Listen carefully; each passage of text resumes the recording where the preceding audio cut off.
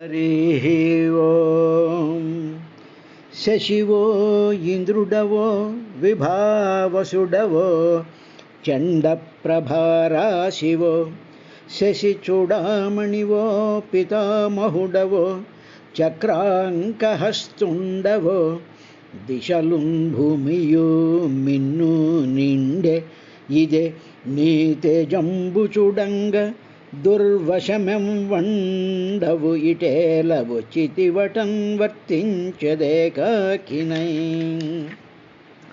Any గుణములు కర్ణేంద్రియములు శోక దేహతపంబెల్ల తీరిపోవు any శుభాకారమిక్షింప కన్నులకు అఖిలార్ధలభంబు కలుగుచుండు ఏనీ చరణ సేవలే ప్రొద్దు చేసిన భువనోన్నతత్వంబు పొందగలుగు ఏ నీల సన్నామమే పొద్దు భక్తితోదడి వినబంధు సంతతలు వాయు అట్టినియందు నా చిత్తమనవరతము నచ్చియున్నది నీ ఆననలేదు కరుణ జూడు కంసారి ఖలవిదారి శ్రీయుతకారమణిని చిత్తచోర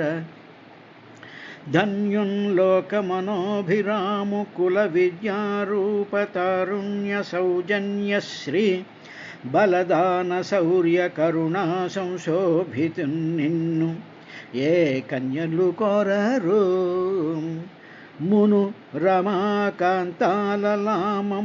కొరదే రాజన్యానేకపసింహనా వలననే జన్మించెనే మోహముల్ శ్రీయుతమూర్తి ఓ పురుష సింహము పలి సొమ్ము గోమాయువు కోరు చందమున మత్తుడు చైద్యుడు నీ పదాంబుజధ్యాయిని అయిన నన్ను వడి తాగునిపోయదనంచునున్నవాడు ఆ అధమాధముండెరుగడద్భుతమైన భవత్ప్రతాపముల్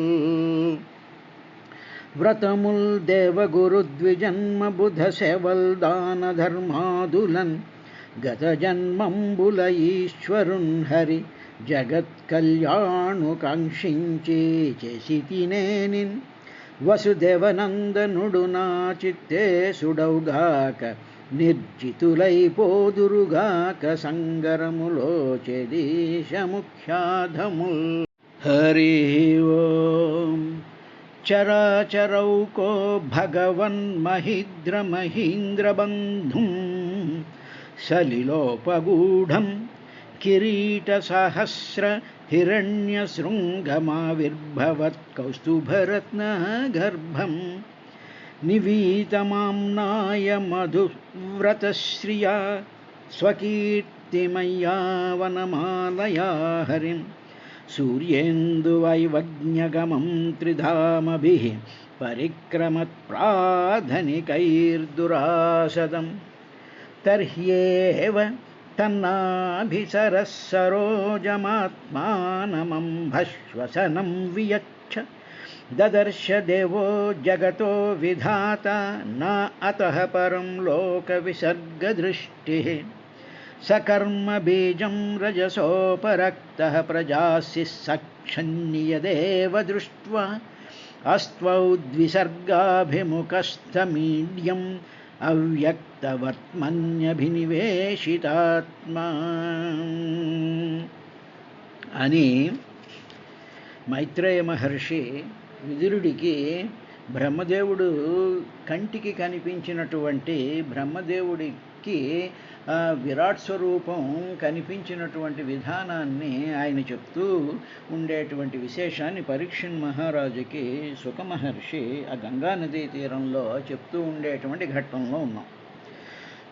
నిన్నటి వరకు చూసినటువంటి కార్యక్రమంలో ఏమిటి కనిపించింది అంటే మొట్టమొదట శ్రీమన్నారాయణుడు అనంతమైనటువంటి జలరాశిలో ఆయన శేషుడి మీద పడుకుని ఉన్నట్టు, శేషుడికి 10,000 పడగలతో, ఆ పడగల మీద ఉండేటువంటి మణుల కాంతితో ఆ జలము, అక్కడ ఉండేటువంటి సమస్తమైనటువంటి దిక్కులు కూడా మెరిసిపోతూ ఉండేటువంటి విధానంలో ఆయన కనిపించాడు, సగుణ రూపంలోను అన్నారు.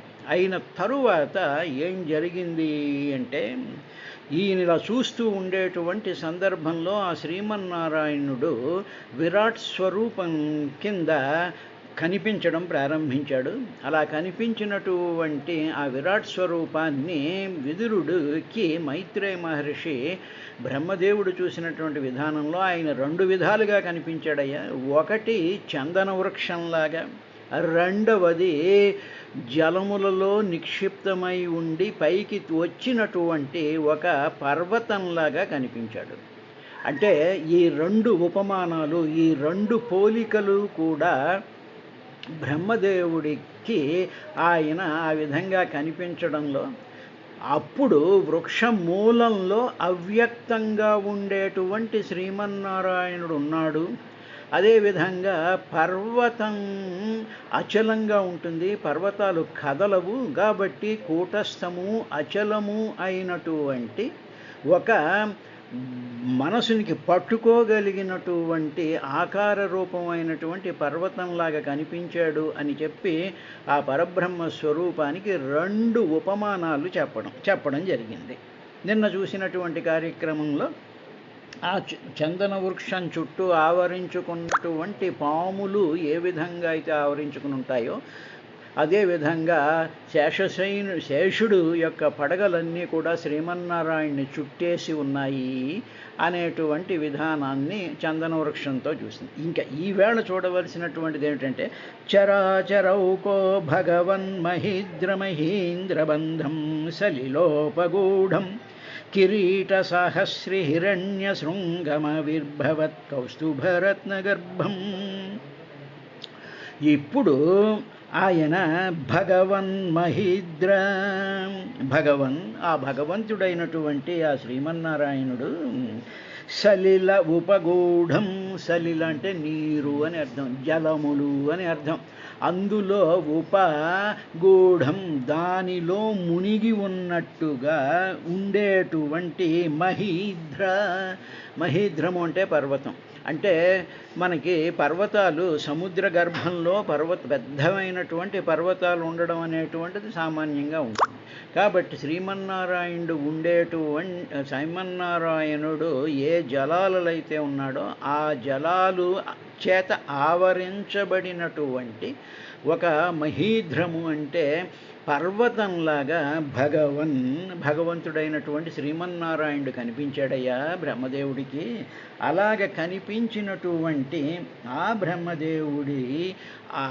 బ్రహ్మదేవుడికి కనిపించినటువంటి ఆ పర్వతం మీద ఏమున్నాయంటే చర అచర ఓకః. చరించేటువంటివి, అచర చరించనటువంటివి అంటే కదలనటువంటి వాటికి అంటే స్థావర జంగమాత్మకమైనటువంటి జగత్తుకి ఓకః అంటే స్థానం కింద ఉంది.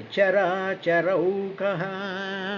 ఓకః అంటే ఆ పర్వతం మీద చరించేటువంటి జంతువులున్నాయి. అదే అంటే ఏమిటి, పర్వతాల మీద పెద్దదైనటువంటి పర్వత శ్రేణులతో కూడుకున్నటువంటి పర్వతం. మామూలుగా ఒక కొండ చూసామనుకోండి, ఒక సింపుల్ కొండను చూసే దానికి ఒకటే శిఖరం ఉంటుంది. కానీ హిమాలయాల లాంటి పర్వత సమూహాలను చూసినప్పుడు ఏదో ఎవరెస్ట్ శిఖరం అని, కాంచనగంగని, మరొకటని అని చెప్పి ఇది కాంప్లెక్స్ ఆఫ్ పర్వతాలు ఉన్నప్పుడు అనేక రకాలైనటువంటి శిఖరాలు ఉంటాయి. అదేవిధంగా ఈయన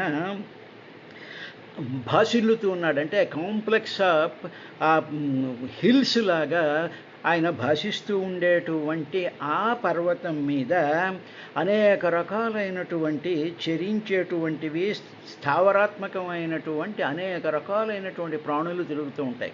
మామూలుగా పర్వతాల దగ్గరికి వచ్చేటప్పుడు పర్వతాల్లో ఏనుగులు ఉంటాయి, ఎలుగుబంట్లు ఉంటాయి, కోతులు ఉంటాయి, రకరకాలైనటువంటి జంతువులు ఉంటాయి. అదేవిధంగా పర్వతాల మీద ఉండేటువంటి చెట్లు ఉంటాయి, చెట్ల మీద అనేక రకాలైనటువంటి పక్షులు ఉంటాయి.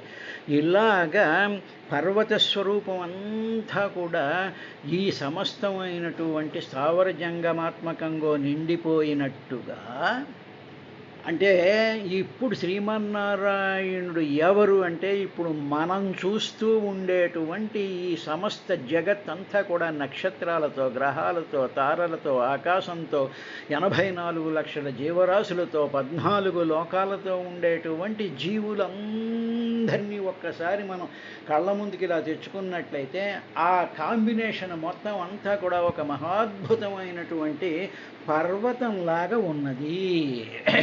పర్వతము అంటే శరీరము, బ్రహ్మగిరి. కాబట్టి చరాచరౌ ఓకః భగవన్ మహీంద్రబంధం, ఇలా ఉండేటువంటి ఆ పర్వతానికి ఈ శేషుడు 10,000 పడగలతో ఆ పర్వతాన్ని అంతటినీ కూడా ఆయన కప్పేసున్నప్పుడు ఆ పడగల మీద ఉండేటువంటి మణులు ఏ విధంగా ఉన్నాయి అంటే కిరీట సహస్ర హిరణ్య శృంగం. ఆ పర్వతం మీద ఉండేటువంటి ఈ శిఖరాలు ఏవైతే ఉన్నాయో ఆ శిఖరాల మీద పడుతూ ఉండేటువంటి కాంతి వల్ల అవన్నీ కూడా హిరణ్మయం, బంగారు కిరీటాలలాగా ఆ శ్రీమన్నారాయణుడు అనేటువంటి పర్వత శిఖరాల మీద అవి మెరుస్తూ ఉన్నాయట. అలాగే మెరిసేటువంటి ఆ శిఖరాలు ఏమిటి అంటే 10,000 పడగలతో ఉండేటువంటి ఆ శేషుడి యొక్క మణులు యొక్క కాంతి అంతా కూడా ఆ శ్రీమన్నారాయణుడి యొక్క సహస్ర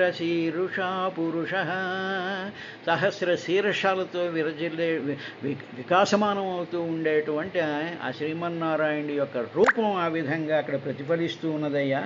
కిరీట సహస్రాలతో ఉండే సహస్రమైనటువంటి కిరీటాలతో హిరణ్య శృంగం, బంగారంతో వెలిగిపోతూ ఉండేటువంటి శృంగాలలాగా ఉండేటువంటి ఈ శ్రీమన్నారాయణుడు అనేటువంటి పర్వతం ఎక్కడుందండి? సలిలోపగూఢం, అదంతా కూడా ఒక సముద్రంలో ఉంది. అంటే చుట్టూ జలాలు ఉన్నాయిగా, ఆ జలాలలో ఈయన పర్వత స్వరూపంలాగా ఆయన కనిపిస్తూ ఉన్నాడు. ఏమండి, జలాలలో ఉండేటువంటి పర్వతంలా కనిపిస్తున్నాడు అనేటువంటి దానికి ఒక చిన్న ఎగ్జాంపుల్ చెప్తా. ఉదాహరణ, ఇప్పుడు మనం ఉన్నాం అనుకోండి, ఓ మనిషి ఉన్నాడు, వీడో పర్వతం అంటే బ్రహ్మగిరి, శరీరం బ్రహ్మగిరి అంటాంగా, మానవుడు ఒక శరీరం, వీడో పర్వతం అనుకోండి. ఇలా ఉండేటువంటి మానవుడు ఇప్పుడు ఎందులో ఉన్నాడు అంటే మన చుట్టూ బ్రహ్మాండమైనటువంటి గాలి ఉంది కదా, గాలి మధ్యలోనే కదా మనం చలిస్తూ ఉన్నాం. ఈ గాలి ఏమిటి అంటే మనకి ప్రాణాన్ని సప్లై చేసేటువంటి ఆక్సిజను, మిగతా రకరకాలైనటువంటి వాయువులతో కూడుకుని ఉన్నది కదా. ఇప్పుడు ఈ మనిషి, లేకపోతే ఈ జంతువు, లేకపోతే ఈ వృక్షము, లేకపోతే ఈ కొండలన్నిటినీ ఆవరించుకొని ఇవన్నీ దేనిలో ఉన్నాయి? 10 కిలోమీటర్ల ఎత్తు వరకు వ్యాపించిపోయి ఉన్నటువంటి ఈ గాలి యొక్క ఆవరణలో, ది అట్మాస్ఫియరిక్ ఆవరణలో ఏ విధంగా అయితే ఉన్నాయో, ఈ శ్రీమన్నారాయణుడు పర్వతాకారంలో ఉండేటువంటి ఒక శరీర రూపంలో కనిపిస్తూ ఉండేటువంటి ఆ శ్రీమన్నారాయణుడు చుట్టూ కూడా ఉండేటువంటి సలిలోపగూఢం.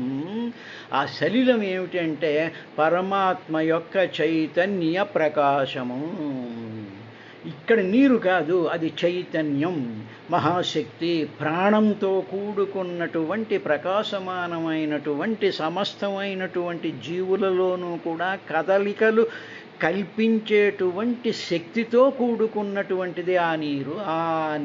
అది సలిలోపగూఢం. ఆయన సముద్ర జలాల్లో ఉన్నాడు, పాలసముద్రంలో ఉన్నాడు అంటే అది మామూలు సముద్రం కాదు, అది చైతన్య ప్రకాశంతో కూడుకున్నటువంటి ఒకానొక ప్రాణశక్తులతో కూడుకున్నటువంటిది. అటువంటి దాని మీద ఒక పర్వతాకారంలో ఉంటే ఆ ప్రాణశక్తి, ఆ చైతన్య ప్రకాశము ఉండడం వల్ల ఆ పర్వతాల మీద చరాచరౌకోహ, చావర జంగమాత్మకమైనటువంటి సకల ప్రాణులు, సకల లోకాలు కూడా భాషిస్తూ ఉన్నాయ్యా అని చెప్పిన తరువాత అప్పుడు ఆయన వక్షస్థలం మీద ఉండేటువంటి శ్రీవత్సాన్ని చూశాంగా, మౌక్తిక హారాలు చూశాంగా, తర్వాత తులసీ దళాలు చూశాంగా, ఇలాగ సలిలాలలో ఉండేటువంటి అంటే సముద్రాన్ని రత్నగర్భం అంటారుగా, కాబట్టి ఆ సలిలంలో నుంచి కౌస్తుభ రత్నగర్భం, అందులో నుంచి ఆ చైతన్య ప్రకాశమైనటువంటి ప్రాణస్వరూపమైనటువంటి సకల జీవరాశులకి కూడా ప్రాణశక్తిని అందించేటువంటి ఒక మహత్తరమైనటువంటి కౌస్తుభ మణితో కూడుకున్నటువంటి ఒక హారం ఆయన మెడలో వేలాడుతూ ఉన్నది. పెద్దలు చెప్పినటువంటిది ఏమిటంటే, శ్రీమన్నారాయణుడి యొక్క కంఠసీమలో వెలుగుతూ ఉండేటువంటి ఆ కౌస్తుభరత్నం ఏమిటంటే, సమస్తమైనటువంటి జీవుల యొక్క సూక్ష్మాంశములన్నీ కూడా కౌస్తుభరత్నము అంటారట, కౌస్తుభమణి అంటారట. సరే, అటువంటి కౌస్తుభమణి ఒక పక్కన, ముత్యాల హారాలు మరొక పక్కన, తులసీదామాలు మరొక పక్కన, ఇలాగా ఆ కౌస్తుభ రత్నాన్ని ధరించి ఈ సమస్తమైనటువంటి చైతన్య ప్రకాశము అనేటువంటి మహత్తరమైనటువంటి జలరాశిలో ఆయన పర్వత స్వరూపంలాగా కనిపించాడయ్యా. అలా కనిపించినప్పుడు ఏమి జరిగింది అనేటువంటిది తర్వాత శ్లోకంలో చెప్తూ, నివీతమాంనాయ మధువ్రతశ్రియా స్వకీర్తమయ్యా వనమాలయా హరిం సూర్యేందువైవజ్ఞ అగమం త్రిధామభి పరిక్రమత్ ప్రాధనిక దురాశదం. ఆ శ్రీమన్నారాయణుడు మెడలో మనం చూసాంగా విరాజమానం అవుతూ ఉండేటువంటి తులసీమాల ఉందిగా. ఈ తులసీమాల చుట్టూ కూడా ఏమిటి జరిగింది అంటే, ఆమ్నాయ మధువ్రతశ్రియ, ఆమ్నాయ అంటే వేదాలన్నీ కూడా వ్రత, మధువే వ్రతముగా కలిగినటువంటివి ఏమిటంటే తుమ్మెదలు, తర్వాత ఈ తేనెటీగలు ఇవన్నీ ఉన్నాయి చూసారా, ఆ భ్రమరాలు ఏం చేస్తూ ఉన్నాయంటే, శ్రీమన్నారాయణుడు మెడలో వేయబడినటువంటి ఆ వనమాల చుట్టూ కూడా వేదాలు అనేటువంటి భ్రమరాలు ఝంకారం చేస్తూ తిరుగుతూ ఉన్నాయట.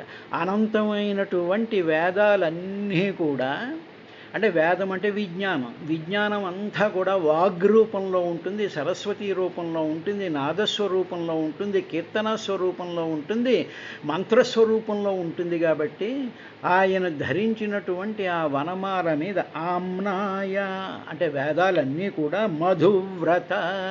మధువే వ్రతంగా కలిగినటువంటి భృంగముల చేత ఆశ్రియ, అవన్నీ కూడా వేదాలన్నీ కూడా అనంతమైనటువంటి వేదాలు, ఉపనిషత్తులు, శాస్త్రాలు, పురాణాలు ఇవన్నీ కూడా భ్రమరాలలాగా ఆయన వనమాల చుట్టూ కూడా తిరుగుతూ ఉన్నాయా.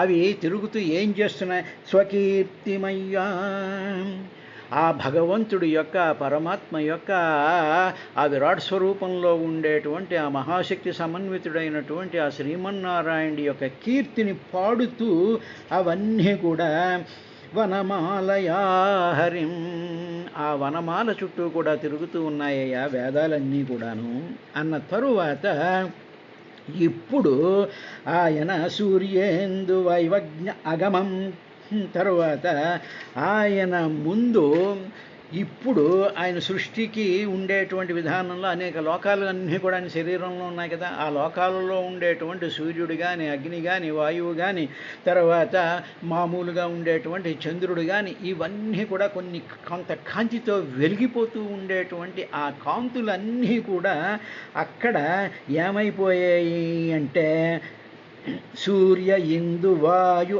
అగ్ని అగమం అంటే వెలవెలబోయేట.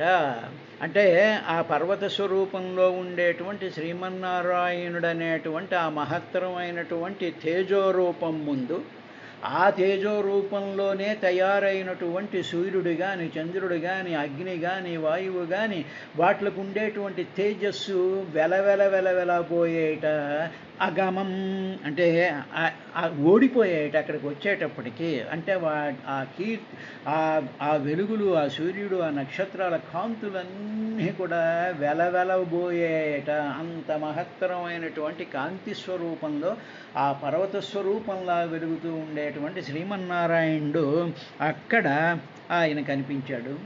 అంటే ఇప్పుడు రెండు అయ్యాయి. ఒకటేమిటి, ఆయన చుట్టూ ధరించినటువంటి వనమాల, అంటే ఆ తులసీమాల చుట్టూ కూడా వేదాలు, భృంగాల రూపాలు, వేదాలు, పురాణాలు, ఉపనిషత్తులు సమస్తమైనటువంటి వాంగ్మయం అంతా కూడా వాక్ రూపంలో, మంత్రస్వరూపంలో ఆ శ్రీమన్నారాయణుడి యొక్క స్తుతులు చేస్తూ తిరుగుతూ ఉండేటువంటి ఓంకారనాదంతో ఉండేటువంటి భృంగరాజాలన్నీ తిరుగుతూ ఉన్నాయి ఒకటి.